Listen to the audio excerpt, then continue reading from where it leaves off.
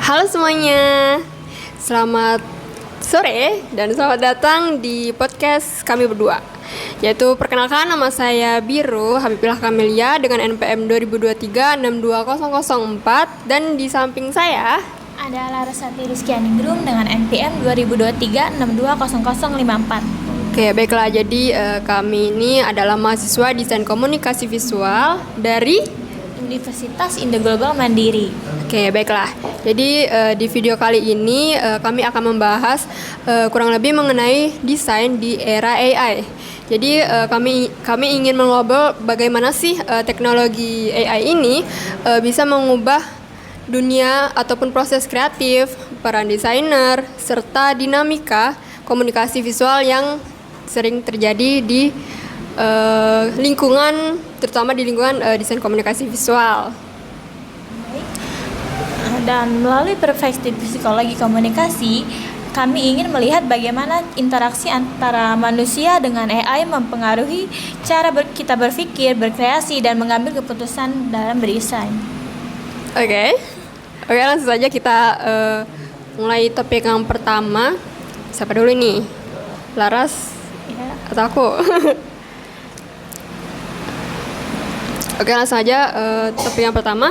Biru, bagaimana pertama kali kamu mengenal penggunaan AI dalam dunia desain?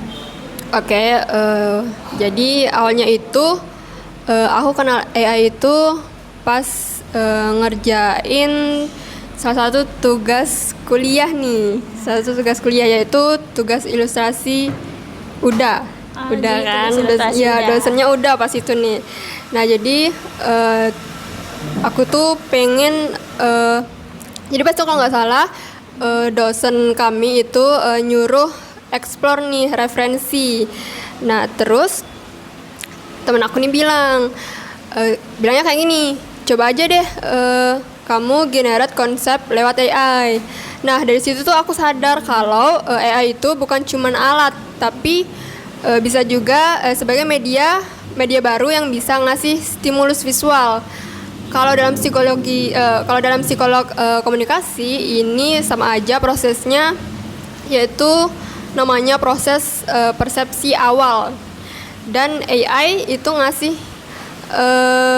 seperti apa ya, rangsangan seperti itu. Terus kita yang olah jadi konsepnya. Jadi AI ini ngasih kalau bisa dibilang ngasih gambar kasarannya. Nah, terus kita itu mengolah jadi sebuah konsep yang nantinya bisa dijadikan karya yang sesuai kita inginkan, seperti itu. Jadi nggak semuanya langsung dari AI dong? Iya, jadi bisa juga AI itu membantu mencari ide seperti itu kan. Oke, langsung kita bahas ke topik selanjutnya ya. Yaitu topik selanjutnya, apa tantangan terbesar sebagai mahasiswa desain komunikasi visual saat menggunakan AI? Menurut aku sendiri sih, tantangan terbesarnya itu tuh pasti mengontrol diri dalam validasi kreativitas. Soalnya kan jangan takut terlalu bergantung dengan AI kan. Nah, karena kadang AI itu jadi terlalu canggih sampai bikin kita tuh kayak gampang tergoda buat kayak dikit-dikit tanya ke AI, langsung kayak buat kayak sekarang tuh pakai prompt kan. Oke, iya benar. Jadi buat hasilnya tuh jadi kayak langsung dipakai, nggak dari perspektif psikologi komunikasi. Ini jadi ketergantungan juga buat kognitif. Jadi kita harus sadar kapan kita harus pakai AI, kapan kita juga bisa menggunakan otak kita. Jadi kayak jangan sampai kita ketergantungan kepada AI gitu ya. Oke. Selanjutnya, menurut kamu tren desain yang paling dipengaruhi AI tahun ini tuh apa? Kalau menurut aku tahun ini itu paling kerasa itu tren yang kayak generate visual kayak gitu loh. Nah, dan gaya-gaya seperti fantasi-fantasi gitu-gitu. Nah, jadi AI ini bikin style-style yang rumit jadi makin gampang dicapai. Terus visual storytellingnya juga berubah karena AI bikin proses eksplorasi makin cepat. Jadi kayak kita bisa bikin mood board, lalu bikin visual story yang lebih mudah dipahami seperti itu. Nah, secara psikologis, audiens jadi cepat ngebentuk kesan karena visual AI itu super detail dan juga cepat seperti itu. Oke. Lanjut ke topik selanjutnya, yaitu bagaimana kamu menjaga kekreativitas biar nggak terlalu bergantung pada AI. Kalau aku sih biasanya dari ide manual dulu, kayak baru nanti kalau misalnya sudah dapet, nanti di sketsa, di mind map atau analisis audiens. Lalu di psikologi komunikasi juga kita tuh diajarin bahwa pesan itu bukan sekedar visual kan, tapi bagaimana visual itu mempengaruhi emosi dan juga perilaku. Jadi aku tetap mengandalkan pemahaman aku dulu sendiri, baru pakai AI atau pakai untuk eksekusi atau alternatif, bukan untuk dari mikirin idenya gitu. Kayak idenya dari aku, terus aku tanya ke AI, nanti baru divisualisasiin ya. Berarti kalau semisal udah ngestak banget nih ya otak kita, baru kita pakai AI gitu ya. Oke, menarik ya. Oke. Selanjutnya, apakah AI membuat desain lebih mudah atau justru jadi lebih kompleks? Sebenarnya jawabannya itu dua-duanya ya. Jadi AI itu juga membantu kita lebih mudah karena proses trial errornya juga cepat. Tapi juga AI ini bisa jadi kompleks juga karena standar audiensnya juga semakin tinggi. Nah, secara psikologis, ekspektasi meningkat itu karena orang terbiasa lihat visual AI yang keren, kayak yang wah gitu loh. Nah, jadi desainer itu juga harus bisa nih ngimbangin antara skill teknis dan juga pemahaman audiens. Nah, jadi kalau bisa desainer seperti desainer yang calon-calon desainer seperti kita yang masih kuliah ini harus lebih memahami mengenai pemahaman audiens seperti itu agar skill kita itu tidak kalah dari AI seperti itu. Ya kan? Jangan kalah dari AI. Iya, benar banget.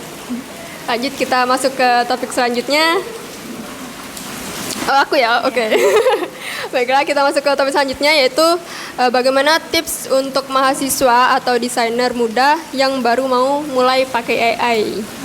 Oke, mulai dari hal kecil dulu. Jadi kayak jangan langsung buat karya final dari AI. Jadi kayak pelajari dulu promptnya, kayak pahami apa yang mau disampaikan atau mau diketik, dan tetap pikirin aspek komunikasinya. Ingat AI itu cuma alat pemproses visual. Yang paham tentang perilaku manusia, segmentasi audiens dan makna visual itu ya kita sendiri. Jadi kayak kita pikirin dulu baru kita mau yang dimasukin di ChatGPT, misal mau minta gambar apa gitu. Jadi nggak langsung gitu ya, karena juga ide kita itu mahal seperti itu kan. Oke, lanjut ke pembahasan selanjutnya. Menurut kamu nih, seberapa besar AI membantu dalam workflow desain sehari-hari? Kalau menurut aku itu jawabannya besar banget. Apalagi buat tahap eksplorasi seperti itu. Jadi AI itu bantu brainstorming, nyari alternatif visual, bahkan revisi juga bisa lebih cepat seperti itu. Tapi keputusan final itu tetap harus pakai logika desain dan juga psikologi komunikasinya itu juga dimainkan. Misalnya nih, apakah visual ini cocok dengan persepsi target audiens? Jangan langsung, contohnya target sasarannya untuk anak kuliah, tapi desainnya menggunakan desain anak-anak kecil, kan nggak nyambung ya kan. Terus juga apakah pesan yang disampaikan itu sesuai. Nah, jadi AI ini bisa membantu mempercepat proses, tapi AI juga tetap tidak bisa membantu untuk proses berpikir seperti itu. Kurang lebih kayak gitu kan. Tetap harus kita sendiri ya. Iya, bener banget gitu. Baiklah, kita masuk ke topik selanjutnya, yaitu apakah menurut kamu AI itu bisa menggantikan profesi desainer? Udah pasti enggak sih ya, nggak bisa sepenuhnya. Karena AI itu bisa ganti pekerjaan teknis, tapi nggak bisa ganti empati dan human insight. Nah, kan dalam psikologi kemampuan memahami emosi, budaya, dan dalam dan konteks itu cuma manusia yang punya, dan AI itu kan cuma alat. Jadi kayak desainer itu penerjemah emosi ke visual, itu fungsinya sangat manusiawi. Jadi kayak ya udah pasti AI nggak bisa buat ngatin desainer sepenuhnya. Lagi-lagi otak manusia itu lebih berharga ya teman-teman. Oke, selanjutnya apa contoh penggunaan AI yang menurutmu paling efektif sekarang? Untuk apa ya? Kalau yang paling efektif itu menurut saya ide sama visual yang menariknya itu loh. Yang visualnya tuh apa ya? Kalau kita ketik, misal kita minta visualnya harus fantasi atau dreamy. Nah itu tuh ChatGPT tuh, maksudnya bukan ChatGPT aja, semua AI itu tuh langsung bisa ngebuatin gitu loh. Nah contoh kita misal nyuruh AI itu buat bikin 20 konsep dari satu ide dalam hitungan detik. Nah itu tuh apa ya, bisa gitu loh. Jadi menurut saya tuh AI itu luar biasa banget, membantu, sangat membantu. Nah terus juga AI itu juga efektif buat user research visual seperti itu. Kayak simulasi bagaimana audiens mungkin merespon sesuatu dan lain sebagainya. Nah ini tuh relevan banget sama pendekatan psikologi komunikasi yang fokus pada respon dan persepsi.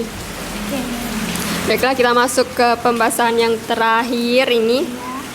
Jadi gimana sih kita itu melihat masa depan desain komunikasi visual di tengah perkembangan AI? Menurut aku masa depan DKV itu bakal lebih ke arah desainer sebagai komunikatornya. Jadi bukan cuma eksekutor visual, karena kita bakal semakin fokus ke behavioral insight dan strategi komunikasi dan juga konsep kreatif. Sementara hal-hal yang kayak teknis bisa dibantu oleh AI. Jadi justru kemampuan manusia memahami manusia bakal jadi nilai yang paling penting. DKV nggak bakal hilang, dia berevolusi sih. Iya benar juga sih. Apalagi kita punya ilmu yang paling dasar banget, yaitu kan apa? Memahami. Design thinking ya. Ada 5 design thinking yang kami tuh harus benar-benar memahami banget kayak gitu. Memahami proses seperti itu. Oke. Kayaknya udah nggak sih, sampai sini aja pembahasan mengenai Desain di era AI. Yap. Dan selamat sore semuanya. Bye. Dadah. Dadah. Coba